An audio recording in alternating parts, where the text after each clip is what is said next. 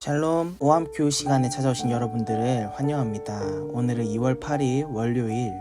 오늘 말씀은 누가복음 12장 13절에서 34절까지의 말씀으로 세상 걱정 대 하나님 나라라는 제목입니다.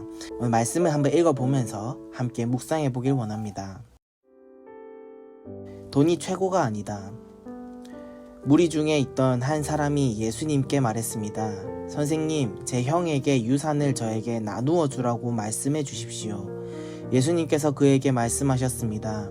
누가 나를 너희의 판사나 중개자로 세웠느냐?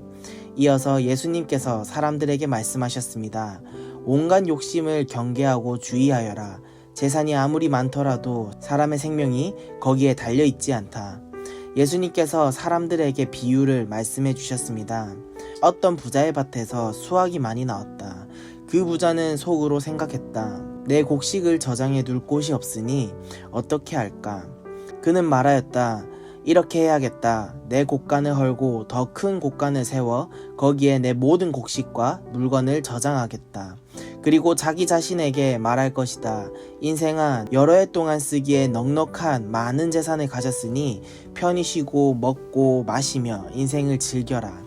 그러나 하나님께서 그 사람에게 말했다. 어리석은 사람아, 오늘 밤 내 영혼을 가져갈 것이다. 그러면 내가 준비한 것을 누가 가져가겠느냐? 이런 사람은 자신을 위해 재물을 쌓고 하나님께 대하여 부요하지 못한 사람이다. 염려 대신 신뢰. 예수님께서 제자들에게 말씀하셨습니다.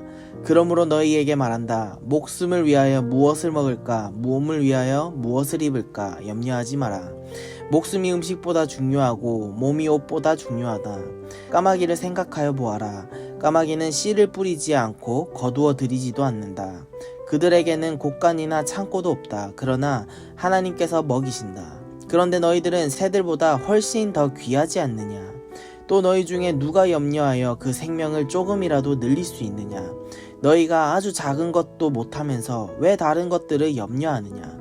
백합꽃이 어떻게 자라는가 생각하여 보아라. 백합은 수고도 하지 않고 길쌈도 하지 않는다.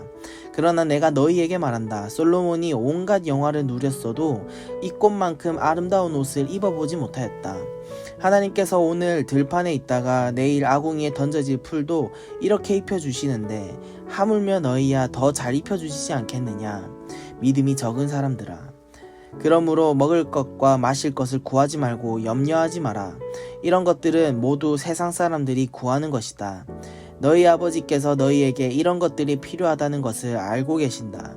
너희는 하나님 나라를 구하여라. 그러면 이 모든 것을 너희에게 더하여 주실 것이다. 두려워하지 마라, 어린 양들아. 너희 아버지께서는 하나님 나라를 너희에게 주시기를 기뻐하신다. 너희 소유를 팔아 자선을 베풀어라. 그리고 너희를 위하여 낡지 않는 지갑을 만들고 하늘에 없어지지 않을 재물을 쌓아라. 거기는 도둑이 접근할 수 없고 좀도 먹는 일이 없다. 너희의 재물이 있는 곳에 너희의 마음도 있다. 아멘.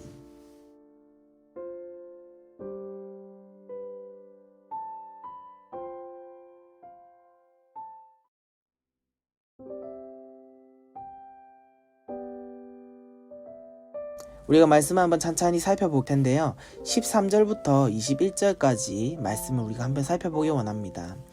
무리 중에 있던 한 사람이 예수님께 달려와 이렇게 얘기합니다. 선생님, 형에게 있는 유산을 저에게 좀 나누어 달라고 말씀 좀 부탁드립니다. 라고 얘기를 합니다.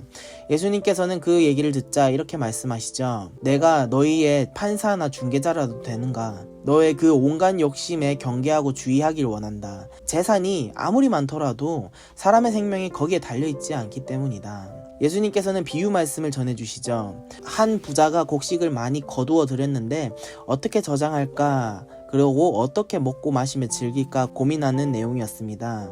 그에 이어서 예수님께서는 하나님께서 오늘 밤 너의 영혼을 가져가실 것인데 무슨 생각을 그렇게 하고 있느냐? 이 어리석은 사람아. 너는 하나님을 위해 재산을 쌓지 않는 것에 대해서 넌 참 부요하지 못한 사람이다 라고 얘기를 하십니다.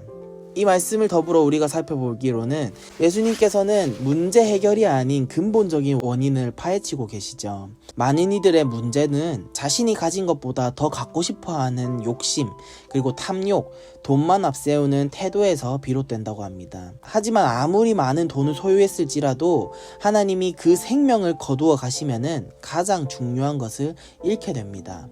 많은 사람들은 이런 것을 간과하고 있다는 것이죠.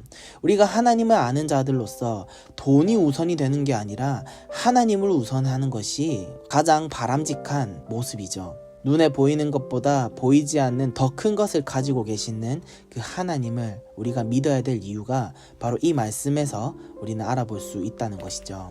22절에서 34절까지의 말씀도 한번 살펴보겠습니다.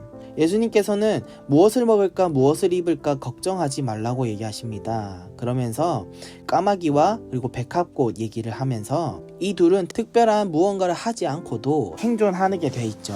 하나님의 순리, 그러니까 하나님의 자연 법칙에 의해서 순환되어지는 것이죠. 자연에 있는 어떤 것보다, 그리고 하늘에 나는 새와 다른 어떤 것보다 우리는 그보다 더 가장 소중하게 만들어진 것이 바로 우리입니다. 하나님께서는 우리를 만드실 때 열과 성을 다해 만들어 주셨습니다.